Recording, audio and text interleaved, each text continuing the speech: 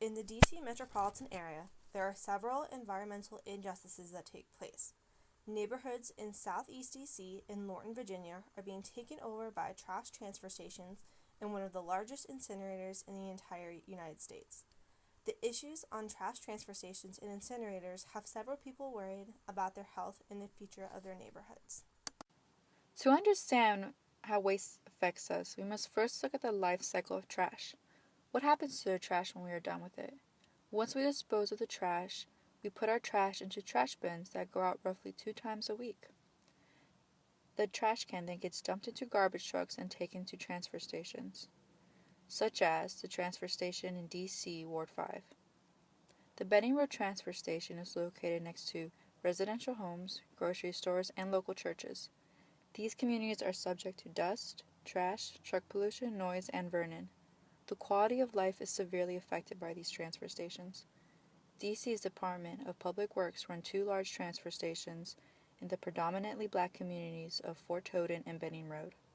People such as Councilman Kenya McDuffie, Mike Edwall of the Energy Justice Network, and Hannah Heineken of the DC Sierra Club have been fighting to implement changes to these transfer stations since 2013. After the trash goes to the transfer stations, where does it go? In Northern Virginia and DC, the trash travels to the 3rd largest incinerator in the country. Covanta Fairfax Incorporated runs the incinerator in Lorton, Virginia off I-95, which is about 30 minutes from George Mason University campus. After talking with Mike Ewall, who is the founder and director of Energy Justice Network, we learned more about what incinerators do, how bad they are for the environment, and their effect on the surrounding people.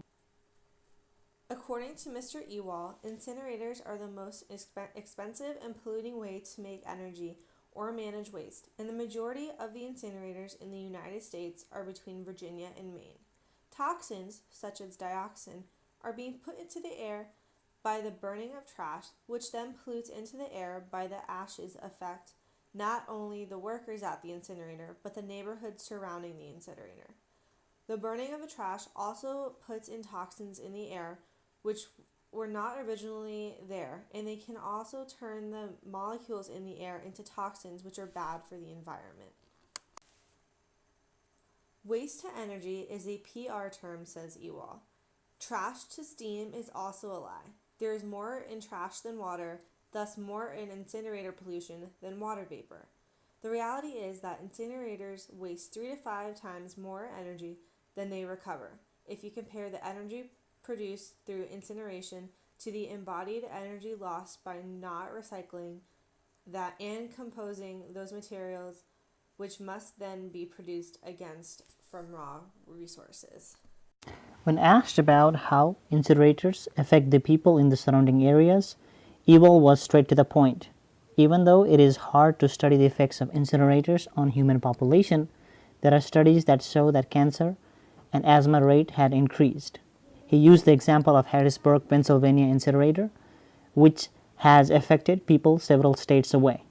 Mr. Ewall had stated that the people as close to Virginia have been affected by Harrisburg incinerator. So, how can anyone prevent the effects of these transfer stations or reduce the amount of waste we produce?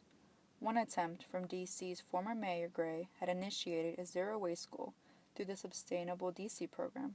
The plan was to reduce the amount of waste we produce in the first place by separating the waste into 3 categories: recycling, composting, and energy production.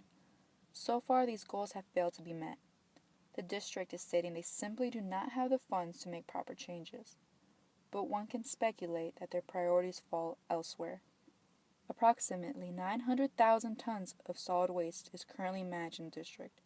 DPW manages 500 tons through its 2 transfer stations, and we export 200,000 more tons of waste to the Fairfax County Energy Resource Recovery Facility in Lorton, Virginia, under an agreement that was renewed in 2015.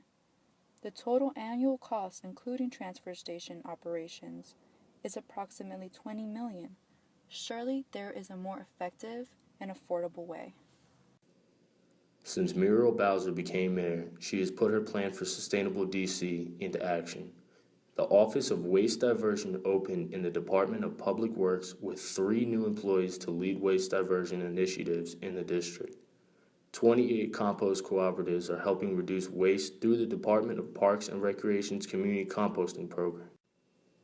Instead of sending food waste to a landfill or incinerator, DC Public Schools diverted 252 tons of organic waste to a composting facility.